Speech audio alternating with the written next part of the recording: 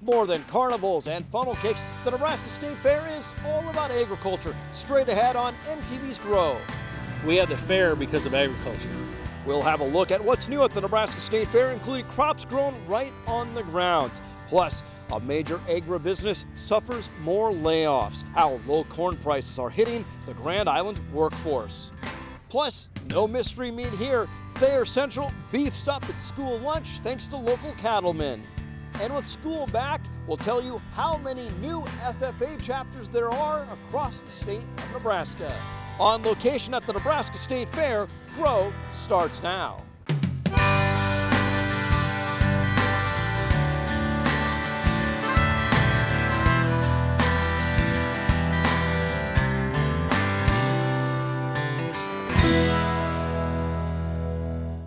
Farm groups call it a big win for Nebraska agriculture as a federal judge blocks the new Waters of the U.S. rule. A U.S. district judge issued a temporary injunction against the Obama administration rule. It gives the EPA and Army Corps of Engineers authority to protect some streams, tributaries, and wetlands under the Clean Water Act. The states had asked the judge to suspend guidelines they say are unnecessary and infringe on state sovereignty. Governor Pete Ricketts celebrates the decision, saying, quote, Judge Erickson is exactly right when he said in his opinion, the risk of irreparable harm to the states is both imminent and likely, end quote. The Environmental Protection Agency in Washington, D.C. is really a runaway agency. They're out of control, and now they've been slapped down by a federal judge, and we're delighted to see it. They took a federal law and tried to expand upon it in a very aggressive way that would have been very harmful to the state of Nebraska. So Nebraska and a number of other states have sued the EPA, and now we've prevailed in federal court, and we've kind of slapped down that EPA, put them back in their place. And let's regulate with common sense here. Settling the waters in an ongoing dispute between Nebraska and Kansas on the Republican River. Nebraska farmers get a little more flexibility. This agreement allows that to happen by providing more advanced notice to irrigators in the basin for the 2016 season. This allows a planning period for producers to efficiently run their operations. Nebraska, Kansas, and Colorado reached this agreement to ensure more certainty to the basin's water users. Here's a reaction from the Department of Natural Resources Director in Nebraska. Gordon Fassett said this is good news for Nebraska water users and, quote, we are hopeful that this positive momentum will continue to move us closer to the goal of securing a long-term agreement. The struggling farm economy strikes again with more layoffs for a major agribusiness. Case New Holland in Grand Island will lay off 70 full-time workers at the plant that builds combines. This comes in response to recent market conditions. A CNH spokesperson says the indefinite layoffs are expected to happen in October. Sales of combines are down 40% nationally. This isn't the first time. In February, more than 130 full-time workers lost their jobs for the same reason. It's not hard to eat well here at the Nebraska State Fair. No mystery meat here. School lunch can be another story sometimes, but not at Thayer Central, where local cattlemen are beefing things up in the school cafeteria. Burgers sizzle on the grill. This is school lunch at Thayer Central, serving local farm fresh beef. And we produce awesome beef, and why not help our school?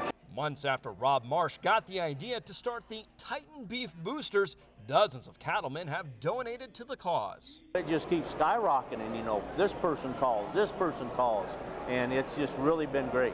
Farm-to-school programs are growing in Nebraska. Most serve up fruits and veggies. The state education commissioner says this stands out as farmers donate animals to be processed and served up in the cafeteria. It's a unique way to engage the community in something very meaningful in our schools, and there has been a lot of conversations around food and nutrition, but I'm most interested in how this ties together local economies, community support in a very visible way. It also means kids will receive 50% more beef.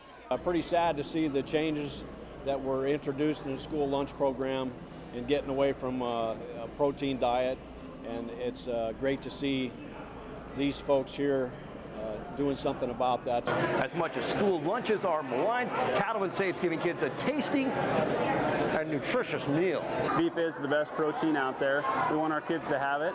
And a great thing about this program is the money that our school is saving. They're going to purchase more local produce so our kids can have a well-balanced meal. They've already processed enough cattle to keep the lunchroom stocked until the holidays. And if you ask the kids, it's an idea they can sink their teeth into. It was good. They definitely grill a good burger there at Thayer Central, but here at the State Fair, we're soon going to find out who's got the best burger in all of Nebraska. On Friday, September 4th, the Beef Council will name Nebraska's best burger. Judging will be done at Raising Nebraska right here on the State Fairgrounds. 2 Kearney restaurants are in the running, along with 2 from Scottsbluff, the last finalist from the Omaha metro area. And when it comes to producing beef, a growing number of Nebraska counties have been designated livestock friendly. This week it was Hamilton County, last week Howard County, and earlier this month Thayer and Fillmore counties. In all, 34 of Nebraska's 93 counties have now gone through the voluntary program to be designated livestock friendly.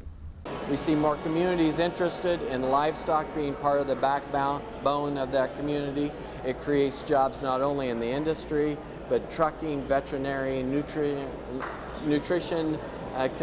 consultants, feed manufacturers, all kinds of ripple effects that livestock brings to a community. It's a voluntary way for counties to show support for animal agriculture. Farmers are certainly business people, so no surprise to us. A new survey says most farmers and ranchers are online. A USDA survey says 78% of Nebraska farms have computer access, national average 73%. Pretty much everybody with a computer on the farm also has internet access. The USDA says farmers, of course, rely on the internet for crop prices, livestock markets, weather, and more. Behind me you see the pivot. If you think corn is the biggest irrigated crop in the country, you'd be wrong. It's the other crop behind me, the grass. NASA scientists say turf grass is the single largest irrigated crop in the U.S., a crop 3 times bigger than corn. Scientists say those lawns do have benefits. It sequesters carbon in the soil and helps limit the urban heat island effect, but researchers say it comes at a high cost, using lots of water and nitrogen. Scientists say if all homeowners watered their lawns as recommended, it would put enormous pressure on the water supply. Concerts and funnel cakes get many through the gates here at the Nebraska State Fair, but they say it's still all about agriculture. It's no mistake, the big red cattle barns were built on prime real estate. That's to put focus on 4-H and FFA youth showing their livestock. Many of the State Fair board members come from agricultural roots too. They enjoy the rides and entertainment, but say at its core, the fair is an agricultural event. That as excited as we are about Keith Urban, we have concerts and we have carnivals because we have bills to pay. We have the fair because of agriculture. Crew says the livestock facilities are spick and span and don't look 6 years old. They spent some time and money to give them a deep clean. The grounds hosted 4 national livestock shows this summer. Crew says they want to keep their reputation as one of the nicest livestock complexes in the nation. When we come back, we check out what's new at the Raising Nebraska exhibit right here at the Nebraska State Fair.